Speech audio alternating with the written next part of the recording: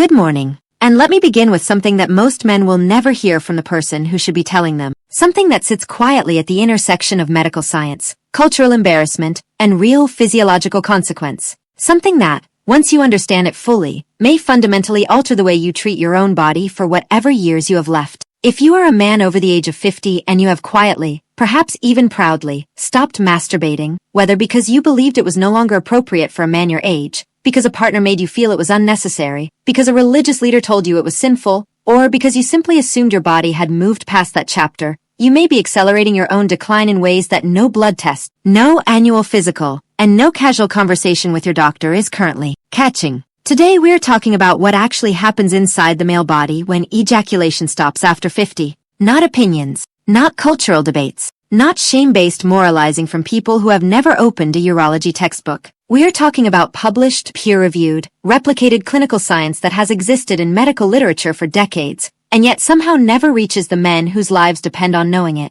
I've spent more than 2 decades in urological practice. I have sat across from thousands of men in their 50s, 60s, 70s, and beyond. Men who came in complaining of fatigue, of poor sleep, of a shrinking sense of themselves. Men who were urinating 8 times a night. Men who could not remember why they walked into a room. Men who told me, with genuine sadness in their voices, that they felt like they were disappearing. And across all of those consultations, across all of those exam rooms, a pattern emerged so consistent that I stopped being surprised by it. The man who is deteriorating faster than his age alone can explain. The man who seems to be aging in dog years. That man almost always reveals the same thing when I ask the right questions. He stopped. He stopped all sexual activity, including self-pleasure. And no one, not a single physician in his entire chain of care, told him what that cessation was doing to his body. That silence ends today. Before anyone accuses this of being exaggeration, let me ground us in evidence immediately. A major study out of Harvard Medical School, published in the Journal of the American Medical Association, tracked nearly 32,000 men over an 18-year period.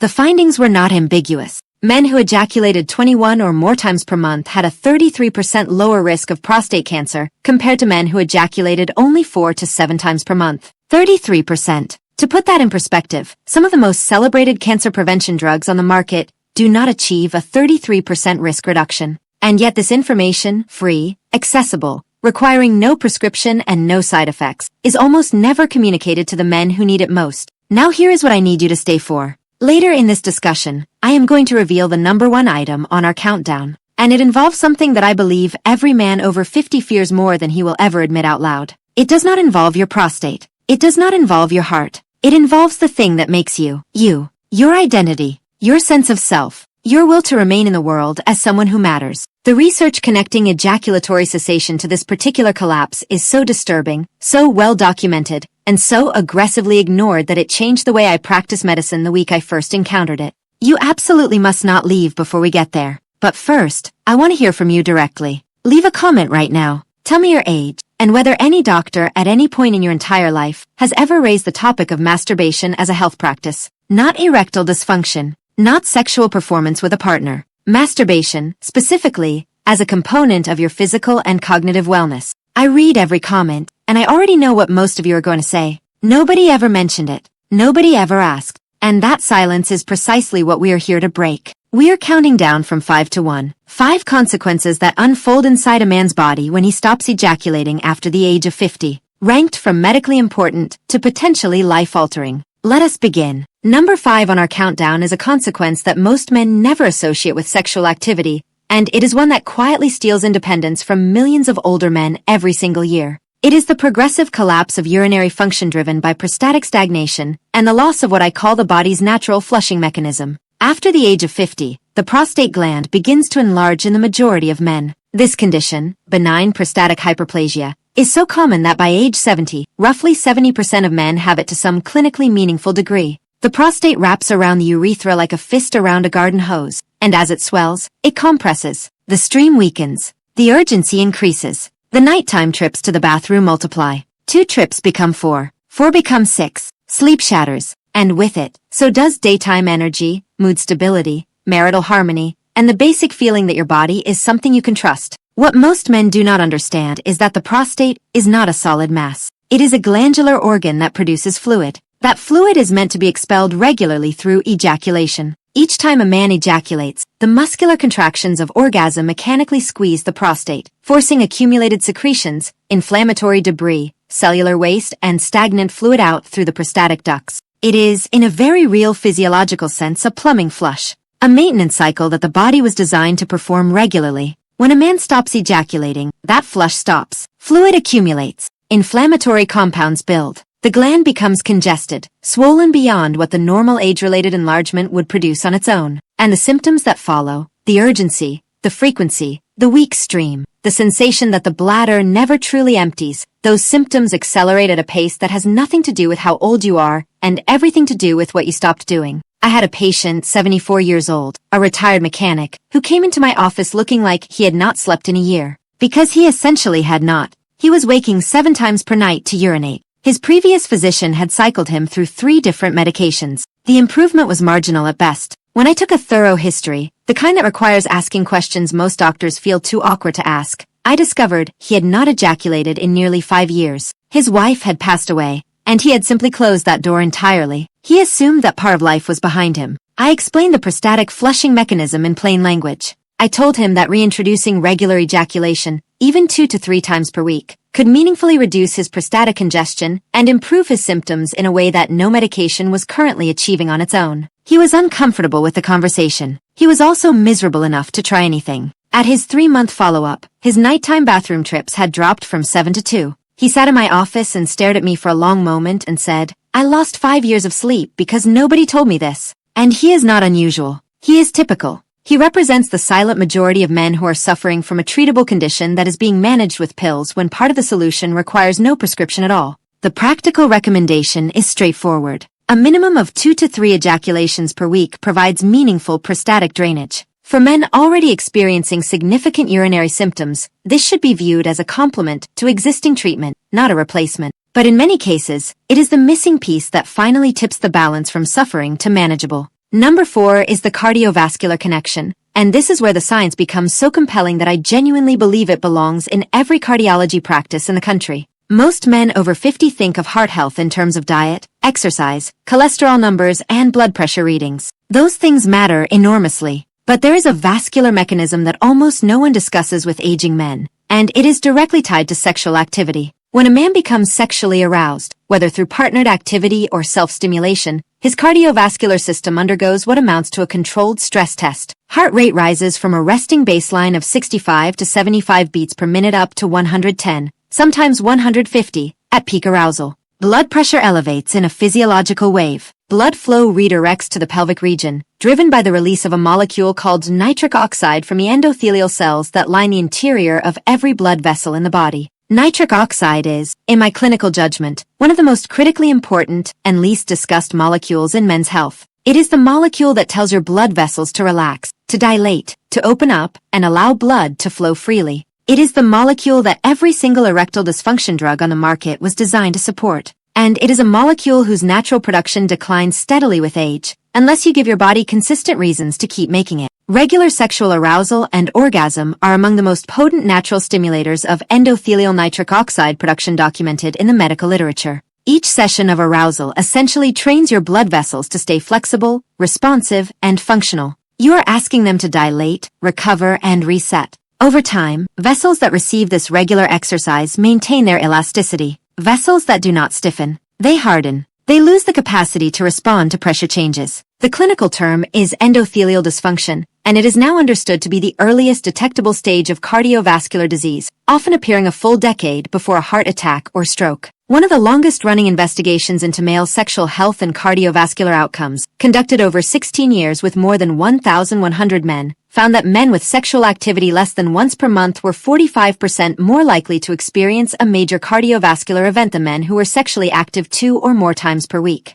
And here is the critical detail. When researchers controlled for every confounding variable they could identify, smoking, obesity, diabetes, cholesterol, pre-existing heart disease, the association did not weaken. Sexual frequency stood as an independent predictor of cardiovascular survival. I want to say that again because the weight of it deserves a moment. How often a man ejaculates independently predicts how long his heart keeps beating, not as a reflection of overall fitness, not as a marker of some other hidden variable, as its own distinct biological input with its own mechanistic pathway operating through nitric oxide. endothelial training, and vascular maintenance. I had a patient, 71 years old, who had received 2 coronary stents 3 years before he came to see me. His cardiologist, well-meaning but incomplete in his guidance, had told him to avoid strenuous exertion. He interpreted that as a total prohibition on sexual activity of any kind. For 3 years, he had not masturbated. He had not been intimate with his wife. He lived in a state of quiet cardiac terror, afraid that an elevated heart rate would damage his stents or trigger another event. The cardiovascular demand of orgasm is approximately equivalent to climbing 2 flights of stairs at a moderate pace. The American Heart Association has published explicit guidelines stating that sexual activity, including masturbation, is safe for the vast majority of post-cardiac event patients who have been cleared for mild to moderate physical activity. If you can walk to your mailbox, if you can climb the stairs in your home, if you can push a grocery cart through a store, then the cardiac demand of orgasm falls well within your safe exercise range. When I showed this man the published guidelines, when I explained that he had spent 3 years avoiding the very activity that would have been training his stent arteries to remain flexible and open, the look on his face was not relief. It was anger. Quiet, controlled anger at the years he had lost to silence and assumption. For men seeking optimal cardiovascular benefit, morning sessions appear to carry a slight physiological advantage. Cortisol levels peak in the early morning hours, and the post-orgasm parasympathetic shift, the deep relaxation response that follows climax, counterbalances that cortisol surge and promotes vascular dilation during the window when heart attack risk is statistically highest. Additionally, supporting your body's nitric oxide production through dietary sources of L-arginine, found abundantly in nuts, seeds, legumes, and fish, amplifies the endothelial benefit of regular sexual activity and creates a compounding cardiovascular advantage over time. Now I want to pause here. If what you have heard so far is information that no doctor has ever shared with you, if it is making you reconsider assumptions you have held for years or even decades, then I want you to understand that this is exactly why this channel exists. Please take 2 seconds right now to subscribe and tap the notification bell. Every week I bring you the clinical science that your physician either does not know, does not prioritize, or does not feel comfortable saying out loud. And if this discussion has already shifted something in your understanding, a thumbs up takes 1 second, and it pushes this toward the men who are suffering in silence and have no idea that the information they need is sitting right here. Alright, let us continue, because we are about to enter the territory that I consider the most consequential in this entire discussion. Number 3 is about what happens to the hormonal architecture of the male body when ejaculation stops, and why that hormonal collapse does not merely add to age-related decline, but actively accelerates it. Here is a truth that most men are never taught. Testosterone, the hormone most closely associated with male vitality, energy, muscle preservation, bone density, mood, motivation, and mental clarity, does not decline on a fixed predetermined schedule. Its rate of decline is modifiable, and one of the most significant modifiers identified in the research literature is sexual activity. After the age of 30, testosterone drops approximately 1 to 2% per year. By 60, many men have lost 30 to 40% of their peak levels. By 75, some men are operating at half or less of what they carried in their prime. The symptoms of this decline are so gradual that most men absorb them into their identity. The fatigue becomes just how I am now. The loss of morning erections becomes normal for my age. The irritability, the flatness, the creeping sense that life has lost its color, all of it gets filed under aging and never questioned. But the speed of that decline is not fixed. Research from one of the most respected human sexuality research institutions in the world demonstrated that men who maintained regular sexual activity into their 70s had measurably higher levels of circulating free testosterone than age-matched men who had ceased all sexual activity, even after controlling for body mass index, exercise habits, alcohol consumption, and chronic disease burden. The sexually active men were not healthier by coincidence. Their bodies were receiving a recurring biological signal through arousal and orgasm that told the brain's hormonal command chain to keep production running. Think of it this way. Your brain monitors demand. When it stops receiving orders, the factory scales back. When you continue placing orders through regular arousal and ejaculation, the factory maintains output. It is a simplification, but it captures the essential feedback loop that governs testosterone regulation in the aging male. And testosterone is only part of the hormonal picture. Orgasm triggers the release of oxytocin, which actively suppresses cortisol, reduces systemic inflammation, and produces a measurable state of emotional calm. It releases dopamine, the molecule that drives motivation, reward-seeking behavior, and the fundamental will to engage with life rather than retreat from it. And it releases DHEA, a precursor hormone produced by the adrenal glands that your body converts into both testosterone and estrogen, and that declines by approximately 80% between your mid-20s and your mid-70s. DHEA is not a hormone most men have heard of, but it deserves their serious attention. Low DHEA levels are associated with increased all-cause mortality, accelerated bone loss, compromised immune function, elevated inflammatory markers, and clinical depression. A study out of a major academic medical center found that men who maintained regular sexual activity had consistently higher DHEA levels than their inactive counterparts, and that this elevation was not merely acute, spiking briefly after a single session, but chronic, reflecting a sustained baseline elevation in men who were regularly active over months and years. I treated a man, 72 years old, retired warehouse supervisor, who had been on testosterone replacement therapy for nearly 4 years. His endocrinologist described the response as persistently suboptimal. His levels would rise slightly after each injection and then drop within days. He was tired constantly. He was gaining visceral fat despite walking 5 days a week. His mood, in his own words, was like someone turned the brightness down on the whole world. During our consultation, I asked him directly about his sexual activity. He told me he had not ejaculated in over 6 years, not since his second marriage ended. He had no interest, no drive, and no sense that it mattered anymore. I explained the hormonal feedback loop to him. I explained that his brain was receiving zero demand signal for endogenous testosterone production, and that the exogenous testosterone from his injections was being metabolized in a hormonal environment that was essentially dormant. There was no supporting cascade, no oxytocin, no dopamine surge, no DHEA elevation. The injections were doing their job alone in a body that had stopped doing any of the supporting work. I recommended he reintroduce regular self-stimulation, 2 to 4 times per week, alongside his existing therapy. He was resistant. He told me it felt pointless. I told him pointlessness was exactly the symptom we were trying to reverse. At his 6-month endocrine follow-up, his bioavailable testosterone had increased 22% above his previous plateau without any change in his injection protocol. His SHBG levels had improved. For the first time in years, he reported waking with a morning erection. His endocrinologist reduced his injection frequency. His body was resuming work it had abandoned because no one had told it the work was still needed. For hormonal optimization, consistency matters far more than intensity. 2 to 4 sessions per week, maintained over months, produces the kind of sustained hormonal signaling that the brain's regulatory axis responds to most effectively. Pairing this practice with zinc supplementation is advisable, as zinc is a critical cofactor in testosterone synthesis and one of the most commonly deficient minerals in men over 60. Magnesium glycinate taken in the evening further supports testosterone production during sleep, which is when the majority of daily testosterone synthesis occurs. Number 2. This is the finding I told you about at the beginning, the one that concerns me most as a clinician because it touches the deepest, most primal fear I see in my older patients,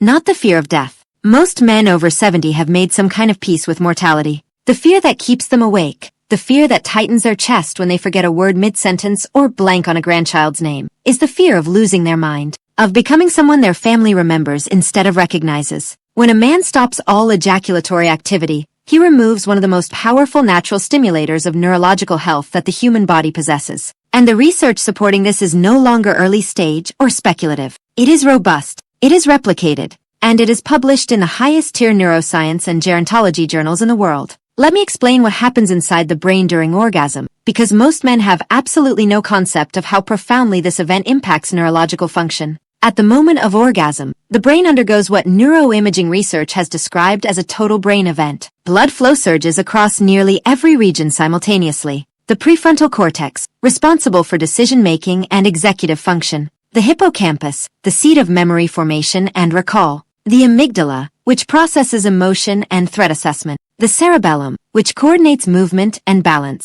All of them light up with intense, synchronized activity. This is not a localized spike. It is a full system activation that very few other human experiences replicate with this degree of intensity and breadth. During and immediately following this surge, the brain releases a molecule called brain-derived neurotrophic factor, or BDNF, in quantities that neuroscientists describe as highly significant. BDNF has been called miracle growth for the brain, and the nickname is not hyperbole. BDNF promotes the growth of new neurons in the hippocampus, literally generating new brain cells in the region most critical for memory and learning. It strengthens synaptic connections between existing neurons, improving the speed and reliability of communication across neural networks. It protects vulnerable neurons from oxidative stress and inflammatory damage, the two mechanisms most aggressively implicated in Alzheimer's disease and vascular dementia. And it is one of the most intensively studied molecules in cognitive decline research because low BDNF levels are consistently, repeatedly found in patients with early-stage dementia. A major study published in one of the leading gerontology journals examined over 6,800 adults between the ages of 50 and 89 and found that those who reported regular sexual activity, including masturbation, scored significantly higher on standardized tests of verbal fluency, number sequencing, and memory recall than those who reported no sexual activity. The cognitive gap was not trivial. Sexually active 73-year-olds performed on memory tasks at levels comparable to sexually inactive 67-year-olds. That is a 6-year cognitive advantage. Not from a pharmaceutical, not from a brain training app, from an activity that costs nothing, requires no equipment, and takes less time than brewing a pot of coffee.